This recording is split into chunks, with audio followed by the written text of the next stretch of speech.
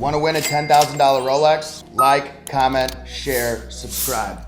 Learn how. Hey everyone, it's Alex with Elite Watchco, your Rolex bracelet repair specialist. Today I'm going to talk to you guys a little bit about why it is usually smarter for you to repair your bracelet versus replacing it. The quickest way I can get you an answer on this is you want to keep your originality. Number one, you have to repair it. Other options that you have are not good, all right? You have the option to buy one that's a cheap aftermarket. It'll feel light and flimsy. You will not like it. You can buy a nice aftermarket, a nice Italian-made aftermarket, and it'll be pretty darn close to the real thing, but you're paying more because gold is the highest it's ever been, so you're gonna spend more money and get something that's not original. Third option is to buy a replacement on eBay, which you'll still need to send it to me to repair because they're not selling new ones on eBay. Or your last option is to send it to Rolex, which they will take your original bracelet and make you buy